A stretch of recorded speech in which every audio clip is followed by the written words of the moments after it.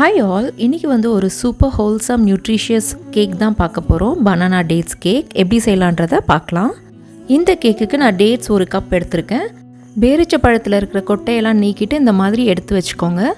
இது கூடவே நான் 1/2 கப் அளவுக்கு நல்லா சூடான பால் ஊற்றிட்டு நல்லா ஊற வைக்க போகிறோம். இது ஒரு 15 நிமிஷத்துக்கு நல்லா ஊறுச்சுன்னா நம்ம பிளெண்ட் பண்ணும் போது ஈஸியாக இருக்கும். நல்லா சாஃப்ட் ஆகிடும். 15 நிமிஷம் கழித்து நம்ம ஒரு மிக்சியில் போட்டுட்டு நல்லா அடித்து எடுத்துக்கலாம்.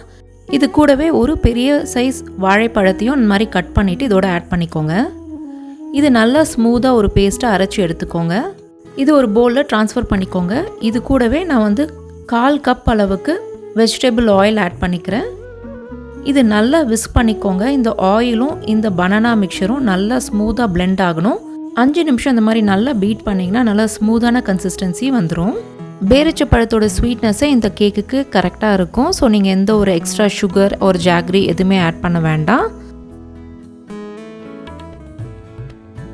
நெக்ஸ்ட் நம்ம ட்ரை இன்க்ரீடியன்ஸ் எல்லாமே ஆட் பண்ணிக்கலாம். இதுக்கு நான் 1 கப் அளவுக்கு கோதுமை மாவையும் 1/4 கப் அளவுக்கு கொக்கோ பவுடரையும் ஆட் பண்ணியிருக்கேன். பேக்கிங் பவுடர், பேக்கிங் சோடா இது எல்லாமே போட்டு நல்லா ஜலிச்சு எடுத்துக்கோங்க. எந்த ஒரு லம்ஸும் இல்லாமல் இந்த மாதிரி.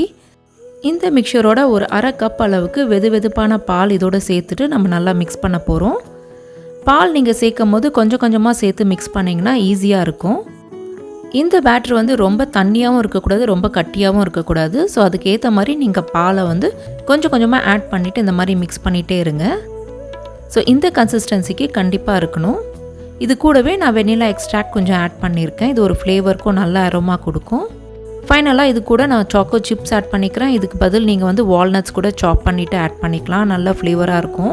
நெக்ஸ்ட் இந்த பேட்டரை ஒரு பேக்கிங் மோல்டில் மாற்றிக்கலாம். ஸோ இந்த மாதிரி ஆயில் க்ரீஸ் பண்ணிவிட்டு பார்ச்மெண்ட் பேப்பர் போட்டுட்டு நீங்கள் பேட்டரை ட்ரான்ஸ்ஃபர் கேக்கோட பேட்டர் பார்த்திங்கன்னா இந்த மாதிரி கன்சிஸ்டன்சியில் இருக்கணும். அப்போ தான் கேக் நல்லா மாய்ஸ்டாகவும் நல்லா டெலிஷியஸாக இருக்கும்.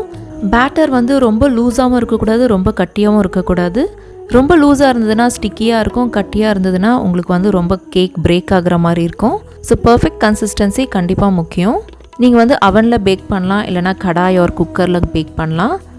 கம்ப்ளீட்டாக கூலான பிறகு கேக் டீமோல் பண்ணிவிட்டு கட் பண்ணிங்கன்னா பர்ஃபெக்டாக கட் ஆகும். ஒரு சூப்பர் சாஃப்ட் அண்ட் டெலிஷியஸான கேக், ஒரு ஹோல்சமான கேக். இந்த கேக் ரெசிபி டெஃபினட்டாக எல்லோரும் ட்ரை பண்ணலாம்.